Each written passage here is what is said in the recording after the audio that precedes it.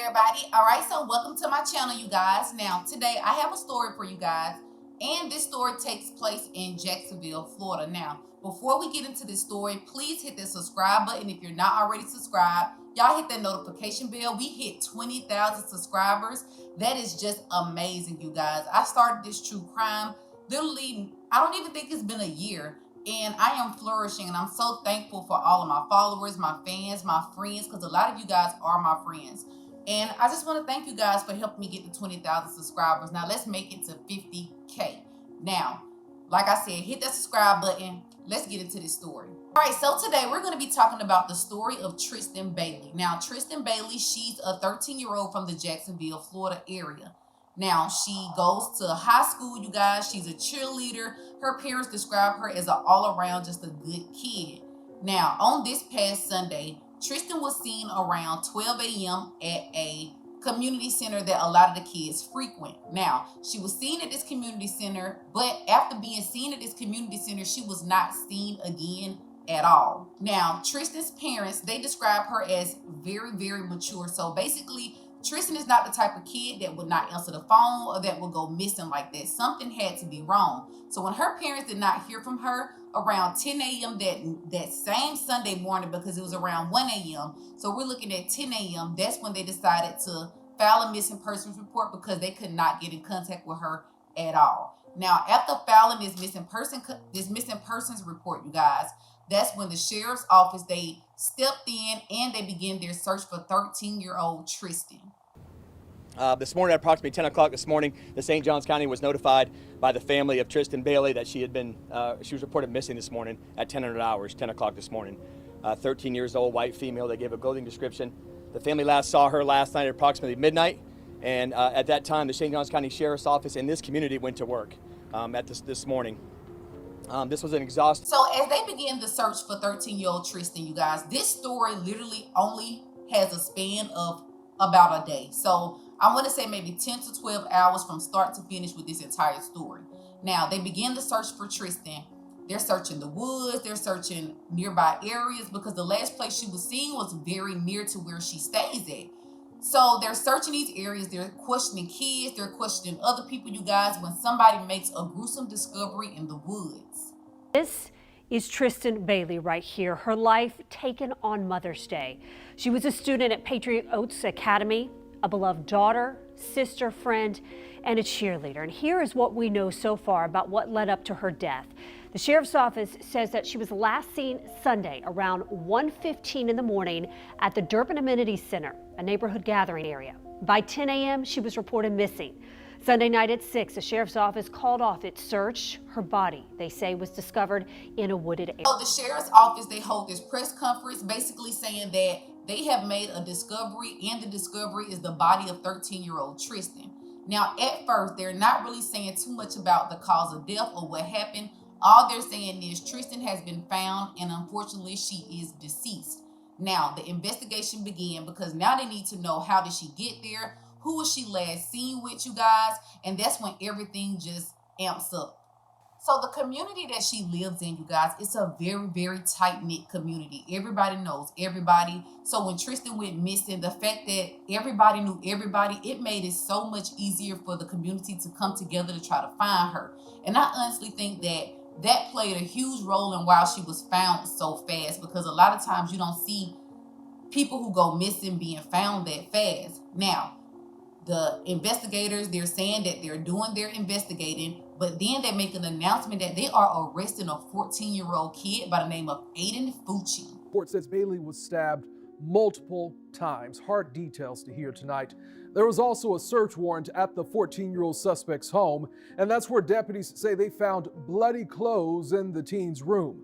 The arrest report also says deputies have security video that shows the two teens on the night of Bailey's death.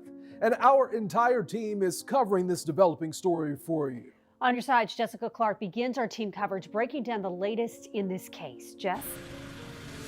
Well, good evening to you. We're coming to you from the Durbin Crossing neighborhood. This is really where the teens lived, where the crime is believed to have taken place, and where the investigation is ongoing. Teal ribbons and pieces of cloth on many places around this neighborhood, because teal or aqua was Tristyn Bailey's favorite color. This street is very interesting because this street, nearly every house has a bit of teal on it, and it's also the street where the suspect lives, and yet everyone on this street is showing their support for Tristyn Bailey and her family.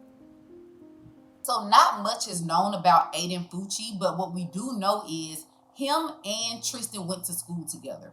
Now, they attended school together, but nobody is really saying if they were friends, if they were dating, or what was the case. Now, from what I'm gathering, I'm seeing that Tristyn might have trusted him and gotten in a vehicle with him. Now, the reason why I say that is because when I looked on Facebook, it was a lot of posts and a lot of people talking about it and speculation, saying that they believe that Tristyn had gotten in a car with this kid.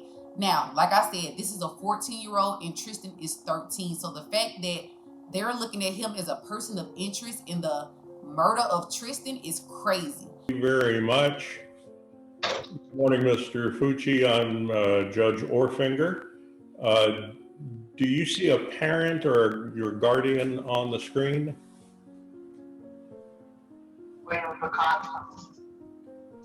No, I don't. Okay. Aiden, Oh, there she is. I see her. I just have you on mute. Okay. Which one is your parent or guardian, sir? Judge, it's listed as iPhone. Can you hear me?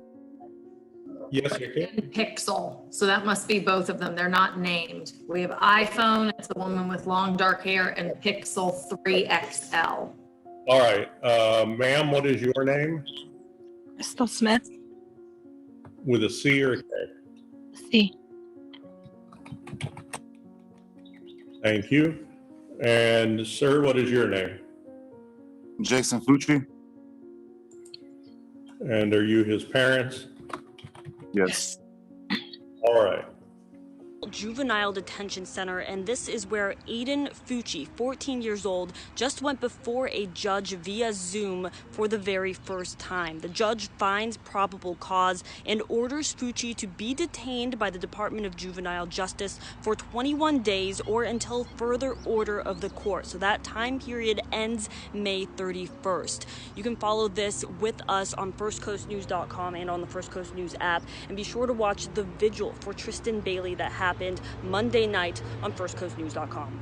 I'm Renata DiGregorio in Volusia County. First Coast News on your... After finding blood evidence that linked Tristyn to Aiden's house, you guys, they then go ahead and charge Aiden with the murder of Tristyn.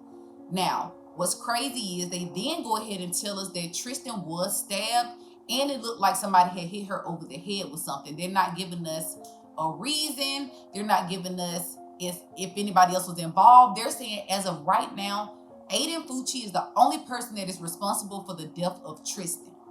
A lot of people are demanding more action on the part of the state attorney's office. Jessica Clark joins us live tonight from the St. Johns County Courthouse. Jess? Well, good evening. Aiden Fucci is indeed being treated as a juvenile in this case for the time being. He's 14 years old, but the state attorney's office here in St. Augustine is getting the message loud and clear that a lot of people want him charged as an adult. The state attorney's office phone is ringing like it rarely has for any other case. People, even teenagers, are calling, asking that 14-year-old Aiden Fucci be charged as an adult in the murder case of 13-year-old Tristyn Bailey. The elected state attorney will be the one who makes the decision whether to charge Fucci as an adult. According to a First Coast News source, the office is getting 10 times more calls about this case than it does for other cases with that specific request. If Fucci is charged as an adult, he would face more severe and longer prison time. His court records would be made public, and he would likely serve time in a different prison facility. Now, you guys, the problem with this case is I got a lot of comments on TikTok about covering this case. And the problem with this case, you guys, is it is minors. I honestly feel like Aiden should be charged as an adult. Now, let me go ahead and say that he is being charged as a juvenile right now as we speak. But the community, they're trying to get a petition together to charge him as an adult. Now, he stabbed Tristyn. He beat her because they said she was hit over the head with something. But they're saying that her clothes were on and it doesn't look like she was assaulted sexually. So right now, a motive is just it's not really out there. Now, I'm gonna tell you my thoughts on what I think happened. One thing that I found extremely odd is the fact that how did a 14-year-old get her body into the woods? That's something that I really want to know, because my thing is, toting a body is extremely hard, but toting a body that's dead is just literally dead weight. So I'm trying to understand, how did he bring her body all the way into the woods? Now, that right there makes me think that maybe somebody else was involved, but like I said, the police are saying as of right now, nobody was involved but Aiden Fucci. As of right now, I think it brings her family a lot of closure, just knowing where she is and not having to have this drawn out process. I know this is not the outcome that they wanted, but I kind of feel like just knowing that their daughter, they have their daughter's body. You know what I'm saying? I think that gives them a little peace at night, because I know there's no peace when it comes to having a child that is murdered at all. So I completely understand it, but just the fact that they have her body, I mean, that just means a lot. This case really just is weird, because what would make this 14-year-old do this to somebody that he probably considered a friend? And if it was not sexually motivated, I really, really want to know, like, what was the purpose? Was it just a thrill kill? Did he try to do something to her and maybe got scared because she might tell somebody? Like, those are the things that we need to find out. Now, he did have a little attitude when he went to his hearing. He was rolling his eyes. It just did not seem like he really cared about the situation. So this child might just be a child that does not give a flying about it. You understand what I'm saying? So jail and prison might just be where he needs to be for the rest of his life. So in the comments, you guys, I really want you guys to interact with each other. I want to know, do you think that Aiden Fucci committed this crime alone, or do you think that he had help? And I want to know, what do you guys think motivated the crime? Like, why do you think he did it? Now, please drop those green and purple hearts in the comments, you guys. And that's all I have for you today. Please make sure you hit that notification bell, hit that subscribe button, maybe within the next couple days.